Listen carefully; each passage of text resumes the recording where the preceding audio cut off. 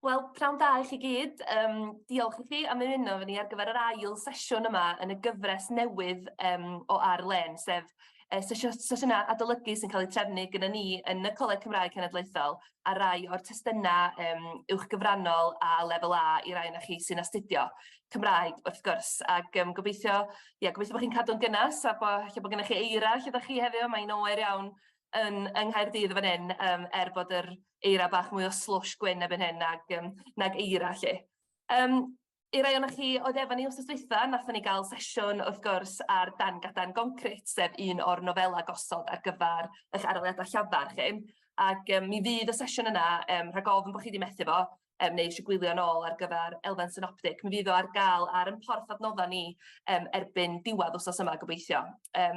Felly, da ni'n symud heddiw, fel da chi'n gallu gweld, ac wrth gwrs da chi wedi cyfrestu ar gyfer y sesiwn. Dwi'n cymryd bod y rhan fwyaf o'ch chi ym mlwyddyn 3 ar 10, a da ni'n symud i uned 5, sef y papur fyddwch chi yn ei sefyll yn yr ha, a i'r Cywyddau ac i Dafydd ap Gwilym, ac i drafod un o'r cerddi hynny sydd ar y papur, ac un o Gywyddau enwoca Dafydd ap Gwilym, sef Mis Mai a Mis Tachwedd.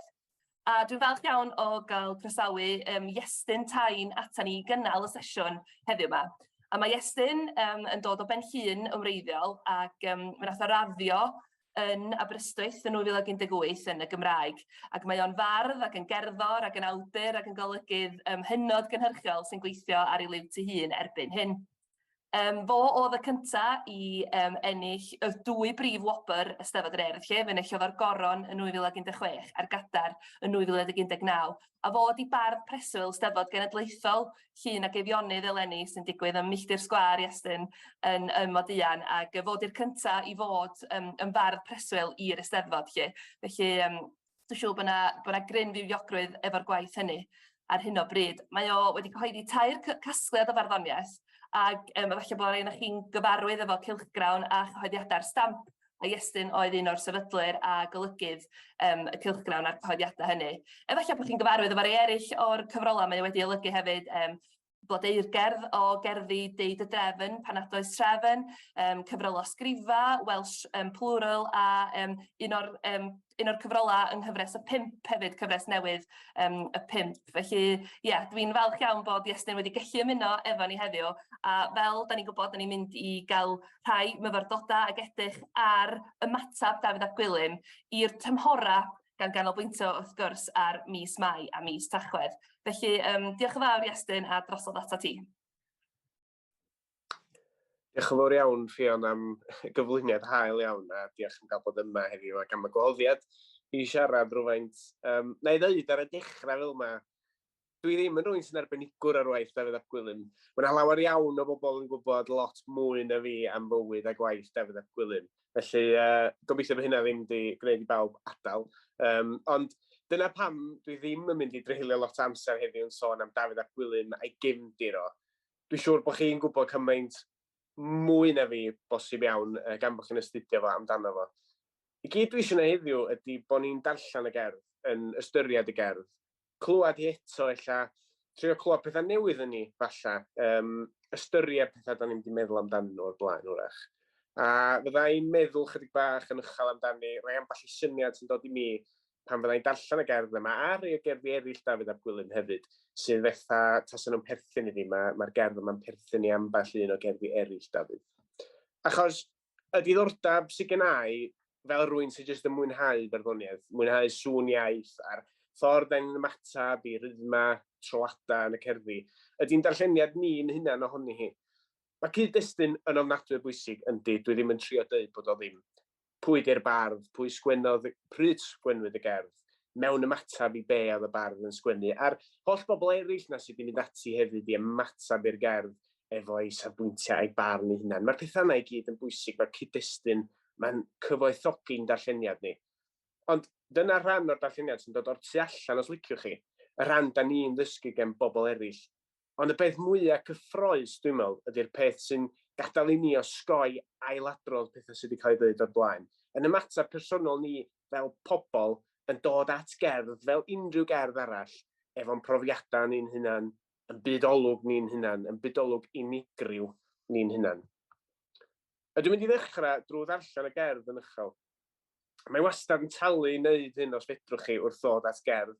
Dwi'n mynd i ddweud yma, plis peidiwch â wneud hynna mewn arholiad ysgrifenedig. Dwi ddim eisiau bod yn gyfrifol am bobl yn cael eu taflu allan o'r arholiadau. Ond os fedrwch chi darllen cerdd allan yn uchel, pethau i'w llefaru, pethau i'w clywed oedd y cerddi yma'n reiddiol. Yn enwedig pam da ni sôn am fardd fel Dafydd a Gwilym. Felly, oedden nhw'n goroesi nes i rwy'n sgwennu nhw lawr, a felly oedden nhw'n tyfu hefyd yn magu chwedlau cwmpas nhw, yn magu llinella ychwanegol weithiau, darna newydd. Sa'n byd yn byr nag yn gwbl reiddiol y marddoniaeth y canol-oesoedd, mae'n siŵr gen i. Fel y marddoniaeth heddiw hyd yn oed. A cofiwch chi bod hynna'n rhoi hawl i chi fod yn feiddgar wrth i chi fynd ati i ddehongli a ffeindio pethau newydd mewn gwaith. Yn un peth, di Dafydd bendant ddim yma i ddeitha chi bod chi wedi cael yn wrong. Felly, Mis Mai a Mis Tachwedd, a dwi'n darllen o'r Beibl yma, cerddi Dafydd a Gwilym, lle mae holl gerddi fo ynghyd yn un lle. Hawdd amor, glusgor glasgoed, Fis Mai haf, canys Mai hoed. Cadarn farchog, serchog sal, cadwynwyr ddfeistyr coed anial, cyfaill cariad ag adar, cof y serchogion a'i car, cenad na wigain cynadl, caredig urddedig ddadl. Mawr a fydd myn mair i fod, mai, fis difau yn dyfod. Ar fryd arfelw, frwd urddas yn goresgyn pob glyn glas. Gwasgod praff, gwisgad prithyrdd, gwisgau bob lle a'i we wyrdd. Pan ddel yn ôl rhyfel rhew, pill doldir pall a deildew digri fydd mae grefydd grill, llwybr robru lledu'r ebris. Y daw ar uchaf blaen dar, caniadau cywion adar, a chog ar fan pob rhandir, a chethlydd a hoewddydd hir, a niwl gwyn yn ail gwynt yn diffryd canol dyffrynt, a wybren loiw, hoiw brynhawn, a glaswydd aml a glwyswawn, ac adar aml ar goedydd, ac urddail ar wiail wydd, a chofydd forfydd feir ferch. A chyffro saith nawtro serch. Anhebig i'r mis dig du a gerydd i bawb garu. A bair tristlaw a byrdydd a gwynt i ysbeilio gwydd a llesgedd breoledd braw a lleisglog a chenllysglaw. Ac annog llanw ac anwyd ac mewnaint llifeiriaint llwyd. A dwi'n sôn mewn afonydd, a llidio a dio dydd ac awyr drymled ledoer, a'i lliw yn gorchuddio'r lloer. Del iddo rhyw addo rhwydd, deuddrwg am ei ladeiddrwydd. A dyna Mis Mai a Mis Tachwedd. Pan fyddai'n meddwl am y glwysgor glasgoed yna, mae yna lwysgor glasgoed penodol iawn yn dod i'n meddwl i, sef y trac troellog sy'n arwain o'r lôn i fyny drwy'r coed at ffarm fy rhieni fi ym Mhenllyn. A dau liw, sef porffor y carpad o glwchar gog sy'n gychuddio llawr goedwig yn gynnar ym Mis Mai. A gwyrdd llachar y dail bedw, pan maen nhw ffres ac yn ifanc. A mae'r ddau liw yna'n erbyn i gilydd yn dod ata i pan byddai'n cychwyn darllen y gerdd yma. Felly, mae'r gerdd yma mewn rhai ffyrdd yn gwneud i fi feddwl am ddychwelyd adra. Mae'n gwneud fi feddwl am fod ar ymyl rhywbeth llawn a braf a chynas a chroesawgar. A dwi'n meddwl na dychwelyd mewn rhyw ystyr sy'n gen Dafydd dan sylw hefyd. Dyma chi fardd sy'n caru'r haf. Mae o'n gorfoleddu pan mae'r haf yn dod i'r goedwig, a mae o'n hiraethu am yr haf bob dydd o weddill y flwyddyn. Ac o holl fisoedd yr haf, Mai sy'n cyhoeddi am y tro cyntaf bod o'n dod, bod y gwyrdd ni'n neidio i'r coed yn cadwyno'r fforestydd, os liciwch chi. Cadwynwyr ddfeistyr coed anial. A mae Dafydd yn cyfarch yr haf fel ffrind. Hawdd amor, meddwl fo. Mae o'n air cynnes, dydy. Mae o'n air gwahoddiadol. Mae'n air sy'n estyn breichia ac yn tynnu Mis Mai a chynulleidfa'r bardd reit i fewn i'r gerdd. Mae'n air bendithiol mewn ffordd hefyd. Mae o'n dymuno rhwydd hynt ag esmwythydd i Mis Mai.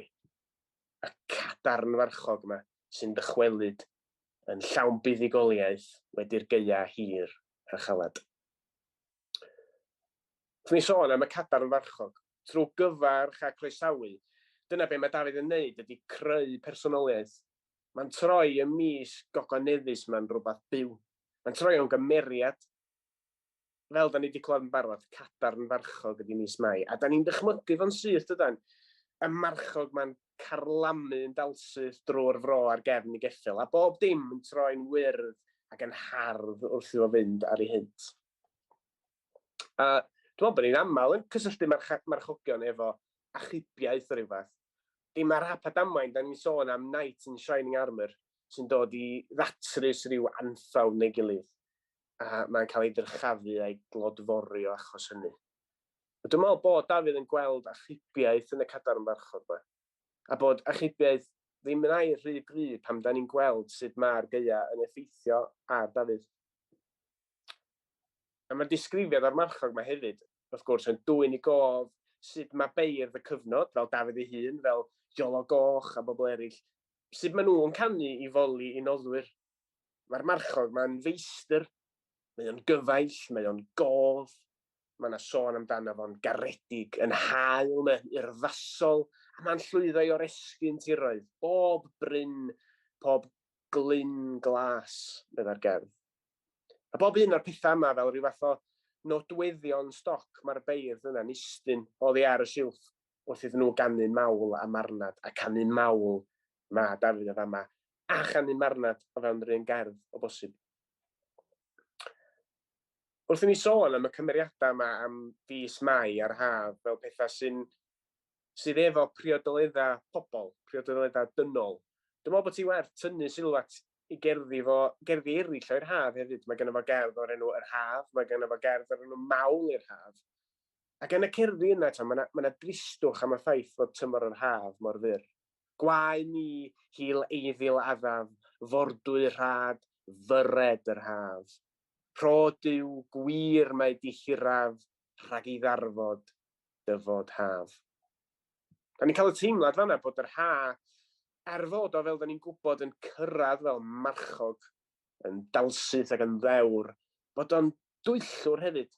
Mae'r bardd yn dweud na peth dihiraf, peth dybryd iawn ydy'r ffaith bod yr haf yn dod o gwbl, achos bod rhaid iddo ddod i ben eto, a bod rhaid ffarwelio fo mor fuan ar ôl i gyfarch efo'r hawddamor mawr yma.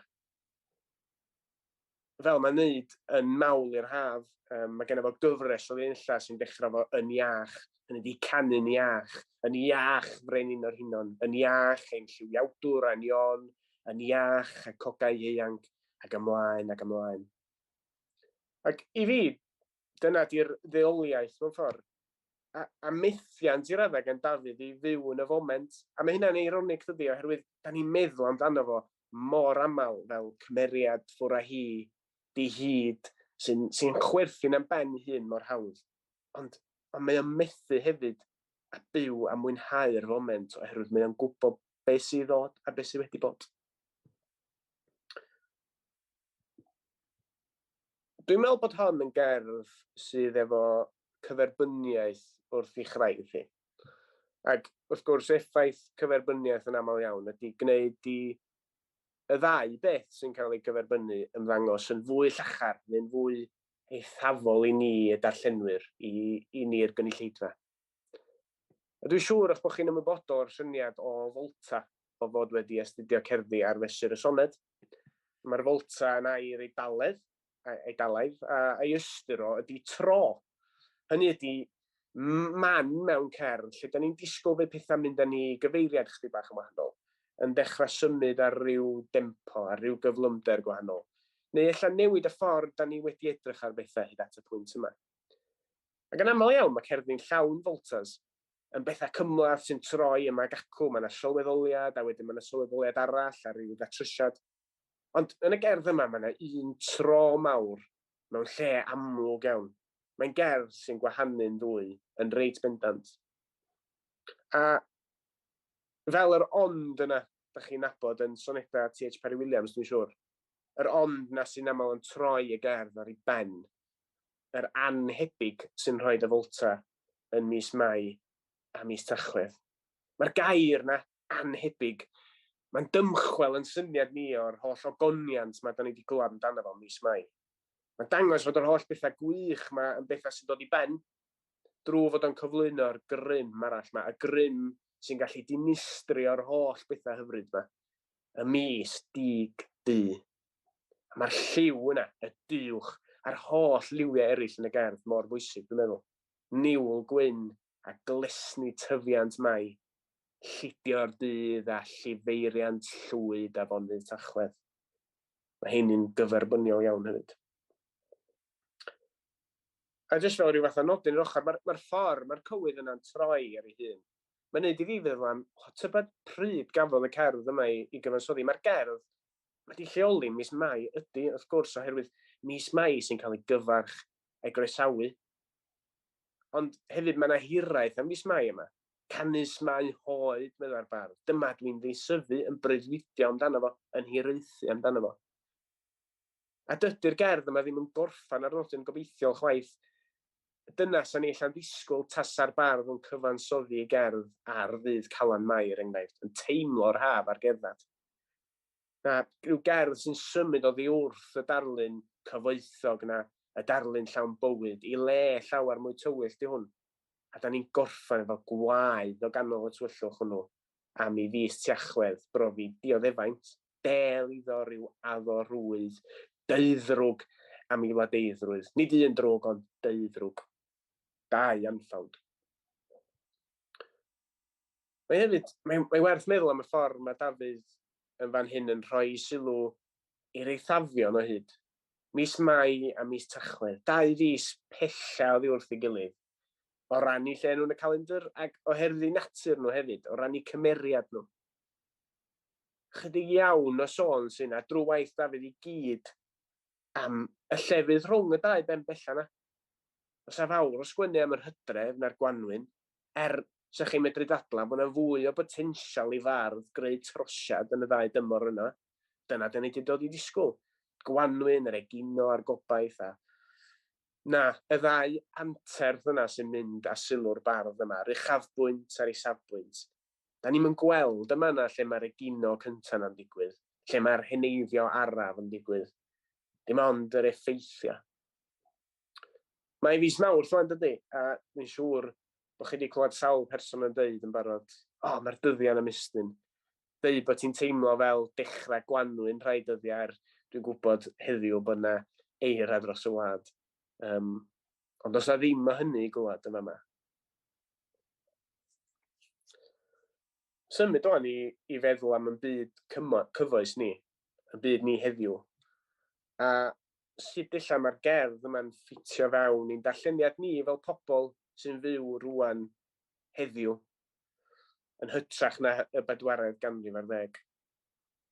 Da ni'n gweld rwan hyn dydan sut beth ydy gaea caled, sut beth ydy dod allan o gaea caled.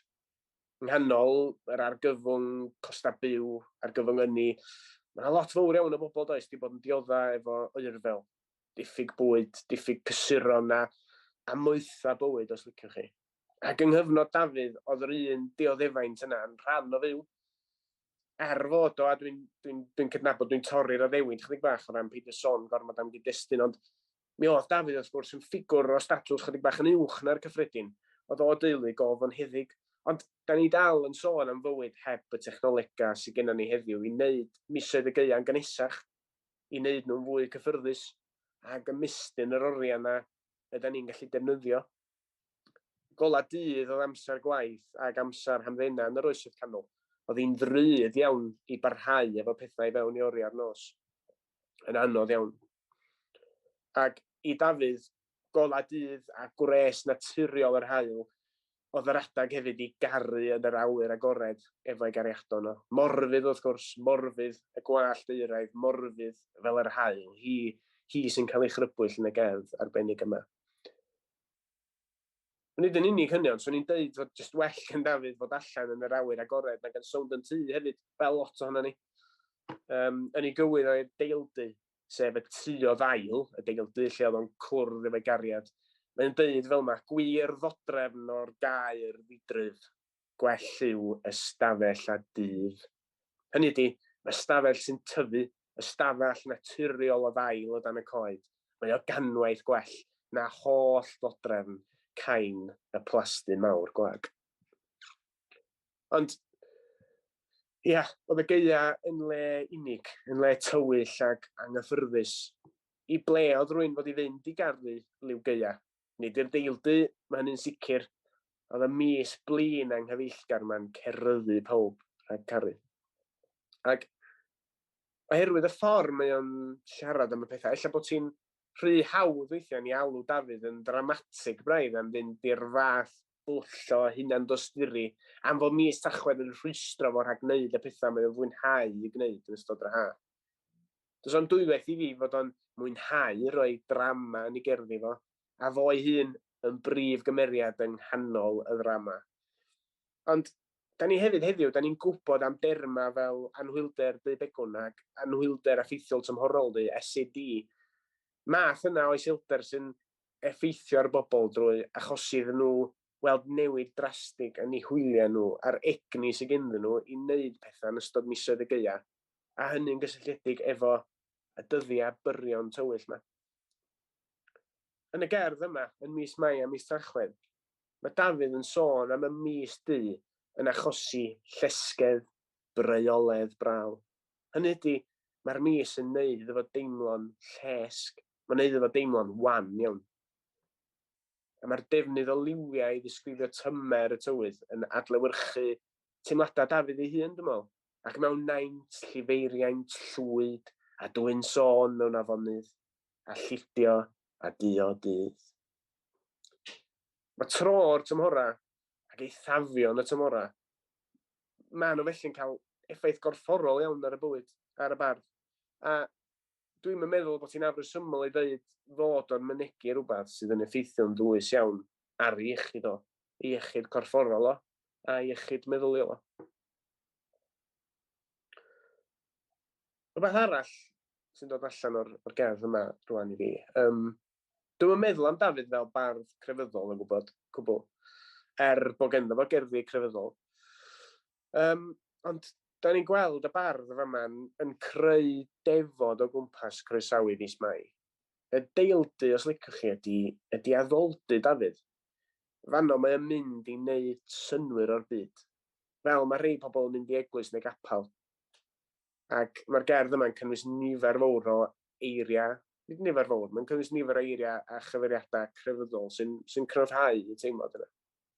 Yn y llinell gyntaf yna, wrth gwrs, mae'n cyfarch dydi ar glusgo'r glasgoed, da ni wedi clywed hynna'n barod. Hynny ydy cor o goed glas.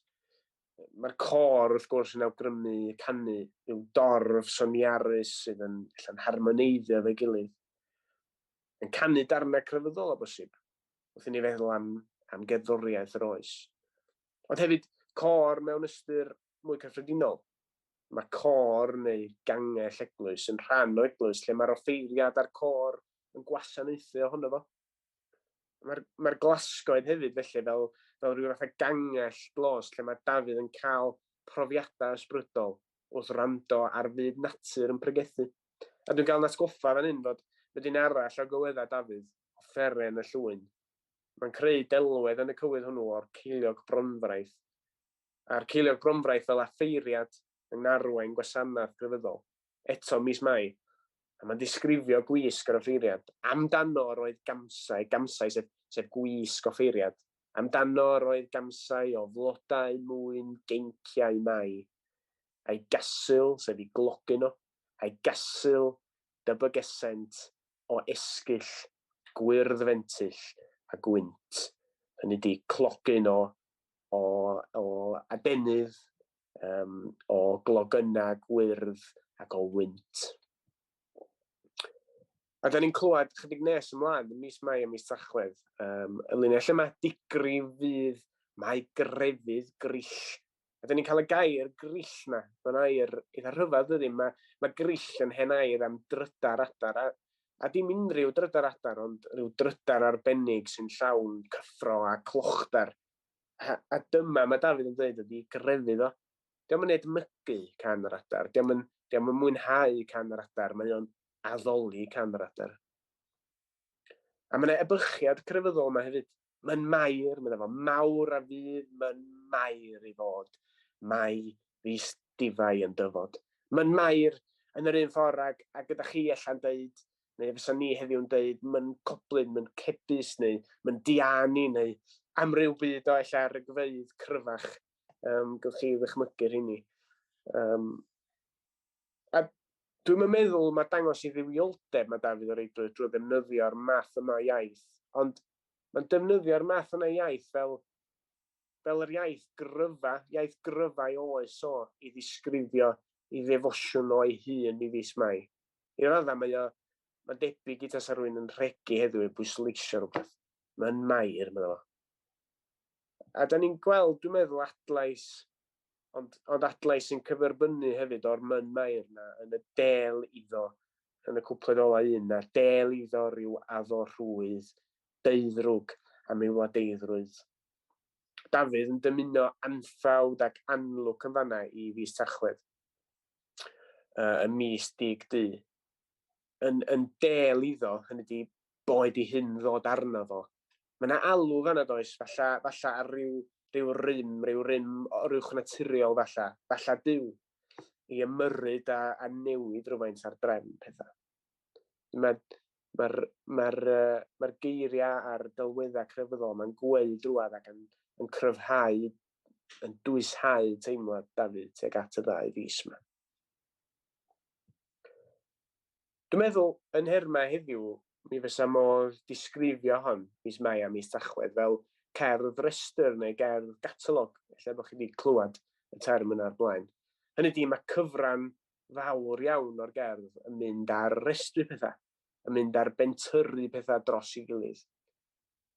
Mi fysa cerdd restr heddiw yn gallu cymryd ffurf restr siopa neu restr o bwyntiau bwled, y math yna beth hefyd wrth fod yn chwaraeus efo ffurf. Ond yn yr achos yma, ella bod chi wedi sylwi faint o'r llinellau sy'n dechrau efo a neu ac. Maen nhw'n un rhes dydyn lawr ochr dde'r sgrin na gyda ni. Bron i hanner llinellau'r gerdd yn dechrau efo a neu ac. Mae yna lawer iawn o feirdd i sgwennu cerddi sy'n ffurfio rhestr hyd y canrifoedd, a mae o'n ddyfais mae Dafydd yn defnyddio yn aml iawn. A dwi'n meddwl am ei gywydd o'r gwynt, enghraifft, cywydd arbennig iawn, lle mae Dafydd yn cenfigenu at y rhyddid sy'n gen y gwynt, a mae'n gyrru'r gwynt, fel mae'n gwneud efo sawlun o'r llateion yr anifeiliaid hefyd, mae'n gyrru'r gwynt efo neges o gariad. Ac yn y gerdd honno, mae'n mynd ati i restru pethau sy'n methu atal y gwynt rhag bod yn wynt mewn ffordd. Ni thitiau neb, ni etail, na llu rhugl, na llaw rhaglaw, na llafn glas, na llif, na glaw, nith ladd, mab, mam, gam, gymwyll, nith lysg tân, nith lesga twyll, ac ymlaen mae'n mynd, am lawer iawn o enillau.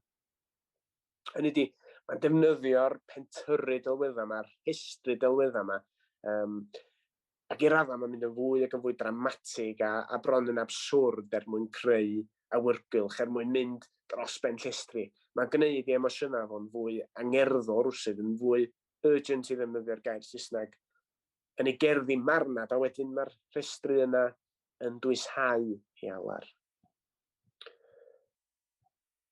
Yn achos Mai, mae'r rhestru yn rhoi y teimlad fod rhagoriaethau'r mis yna'n ddiderfyn, bod y mis mae'r peth gorau erioed a bod o byth yn mynd i ddod i ben. Tra bod yr ailadrodd efo Tachwedd wedyn yn ychwanegu at y syrffed sydd hefyd yn ddiben draw yn ei ffordd ei hun. A bair, tristlaw a byrdydd a gwynt i ysbeilio gwydd, a llysgedd breoledd braw, a lleisglod a chynllysglaw, ac annog llanw ac anwyd, ac mewn naint llifeiriaint llwyd. Mae'n grefftus iawn dydy, a dwi wrth y modd efo sut mae'r delweddau mae'n dod un ar ôl y llall, yn ergyd ar ôl ergyd. Be mae Dafydd ap Gwilym mor dda am ei wneud, dwi'n meddwl. Ella well na neb yn ei oes ei hun, ac yn well na lot o bobl sydd wedi dod ar ei ôl o. Ydy rhoi di hun yng nghanol ei gerddi. A drwy wneud hynna, mae o'n rhoi ni yng nghanol ei gerddi fo hefyd.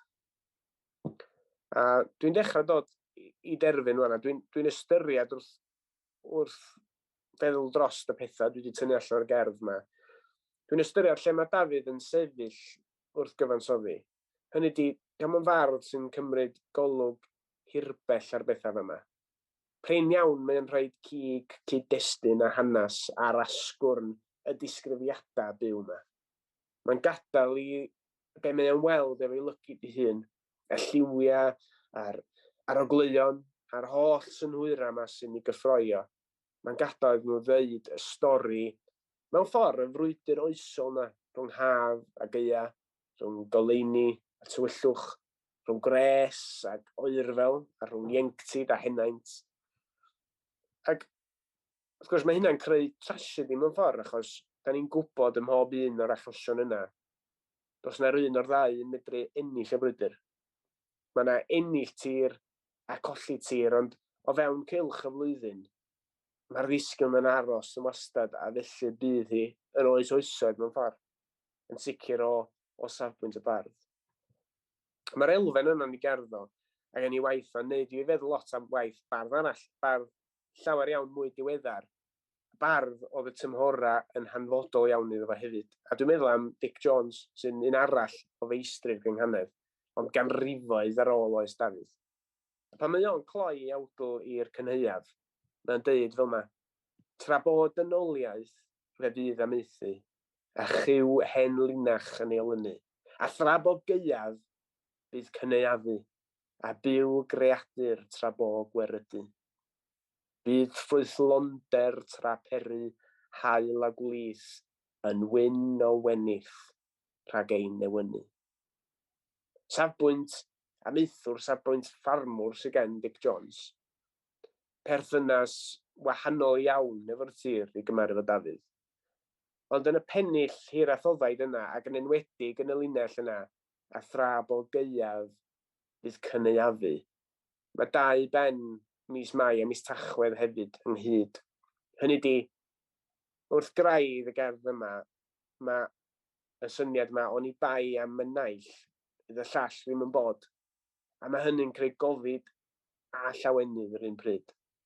Mae'r olwyn yn troi o hyd, a mae cysgod beth sydd i ddod wastad ar y presennol.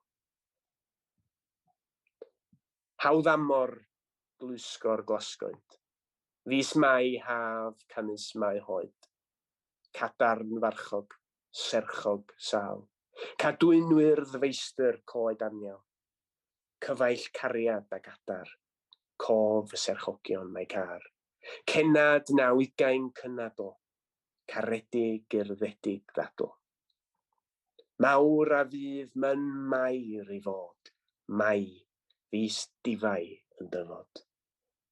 Ar fryd arfel frwd urddas yn goresgyn pob glyn glas, gwasgod praff, gwisgad priffyrdd, gwisgau bob lle a'i we wyrdd. Pan ddel yn ôl rhyfel rhew, pill doldir, pall a deildew, digrif fydd, mae grefydd grill, llwybr robry, lledur ebrill, y daw ar uchaf blaen dar, caniadau, cywion adar. A cho garfan pob rhandir, a chethlydd, a hoiwddydd hir, a niwl gwynt yn ail gwynt, yn diffryd canol dyffrynt, ac wybren loyw, hoiw brynhawn, a glaswydd aml a glwyswawn, ac adar aml ar goedydd, ac urddail ar wiail wydd, a chof fydd forfydd feirferch, a chyffro saith nawtro serch. Anhebig i'r mis dig du, a gerydd i bawb garu, a bair tristlaw a byrdydd, a gwynt i ysbeilio gwydd, a llesgedd breoledd braw, a llesglog, a chenllysglaw, ac annog llanw ac anwyd, ac mewn naint llifeiriaint llwyd. A dwi'n sôn mewn afonydd, a lludio a dio dydd, ac awyr drymled ledoer, a'i lliw yn gorchuddio'r lloer. Del iddo rhyw addo rhwydd, deuddrwg am ei wladeiddrwydd.